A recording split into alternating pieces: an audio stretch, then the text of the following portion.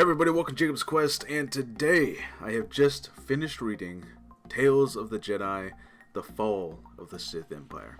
And just like all of the entries in the Tale of the Jedi series, this was another 5-issue volume.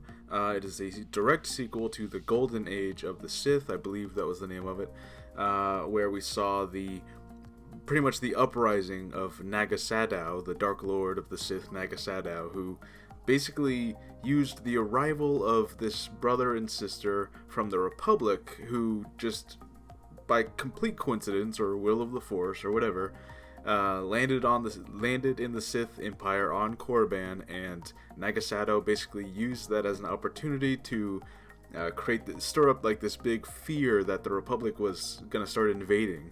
And he's like, I'm the only one you can trust to fight against the Republic. And really, he was just using it as a power grab, and, by the end of that volume, he became the leader of the Sith Empire. And this volume was all about his attempts to basically invade the Republic and, just pretty much take over everything. He attacks Coruscant, he attacks two other planets. I'm kind of forgetting the names now. There's a lot of names, and I say this like every single time I go over a comic series. There's a lot of names you gotta learn really quickly, because what Tales of the Jedi consistently does is it throws a lot of lore at you really quickly in just 5 issues. A lot of major events in the Star Wars history happen in a very short amount of time. And it's actually kind of funny that this is called like the Fall of the Sith Empire, because really it's like one invasion attempt across 3 planets, and then they lose, and then the Sith get fought back to the Sith Empire, and we'll get into that.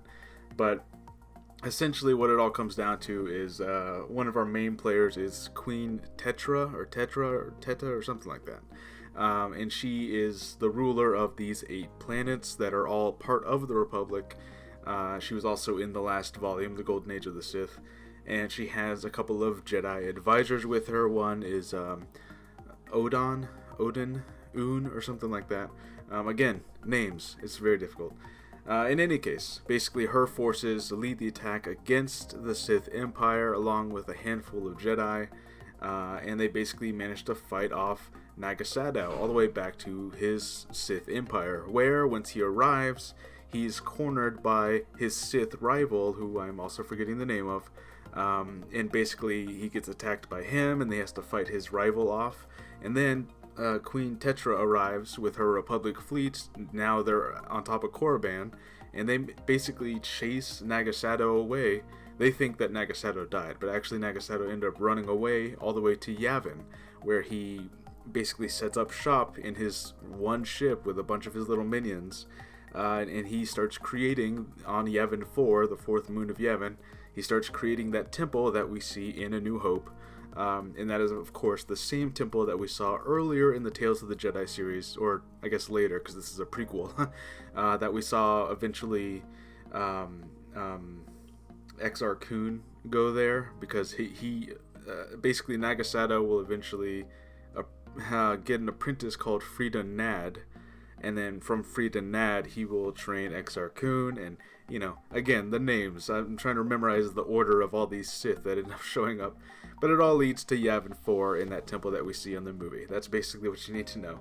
And that's basically the end of it. And again, it's kind of funny that like these major events play out across just 5 issues of a comic book, because it makes it feel as if it all takes place in like 1 or 2 days, which it might.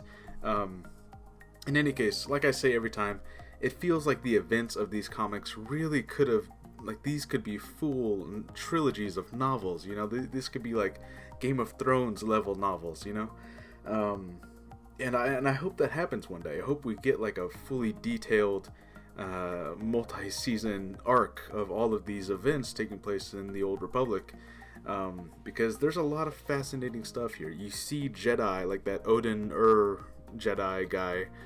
He finds a Sith holocron from one of Nagasadao's ships that gets left behind, and that is the same Sith holocron that later on Exar Kun would take from him. And it's like it's all interconnected, and I love everything that they did here. I will say the one thing I felt was kind of missing in this story was well, maybe not missing, but it was refocused to very much, this was about the Sith. This was about Nagasadow and his rise to power. The other main character, I guess if you would call it that, really was the sister of the two siblings. The brother ends up dying, and you don't see too much of him. The sister, very much like, she shows up. Nobody believes her that the Sith are coming. She tries to warn everybody. And she ends up having to actually sneak out of a prison, sneak into the Empress Queen Tetra's palace, and basically convince her like the Sith are on their way. So I guess you could call her the other main character. Definitely, if this was like a book, she would be the other point of view character, I suppose. But in any case, there's a lot of stuff that happens here, and it's all really great stuff. And I'm still left questioning why I don't really see many other people talk about that anymore. Maybe it's because it was never like expounded on past this, really, because after that you got like the video games, which all took place way after this stuff, and maybe that's why I don't hear people talk about it more often. But like, there's some really fascinating lore that would not interrupt really anything in the current canon, and I actually looked it up, and apparently some parts of this are canon, like that Jedi Odin guy that I talk about. Apparently he is canon already because he was in some kind of one of the strategy games, so he's technically canon. I did not know that. So I would love these stories to be more well known, and this is the last story. Obviously it was a prequel, so basically you can tell this full thing from the golden age of the Sith, the rise of Nagasadow, all the way to his attempts to invade the Republic. And then that all the way leads to, Frida Nad and history with that one planet with the king and all that stuff. And then it eventually goes all the way to Exar Kun and Ulrich Queldrama and all that stuff. Like, it's a really fascinating, like, interconnected fabric of a story where these characters are all somehow related to each other. I could make like a chart with all these lines, like how they all line up. And yeah, it was really cool reading the Tales of the Jedi series. So, I don't know. If you're interested in Legends lore, I very much recommend it's all on the Marvel Unlimited app. You can just read all of these. This entire Tales of the Jedi series that they made. I highly recommend it. And I can definitely see them doing something with this one day because it's all laid out. And it's all really interesting stuff.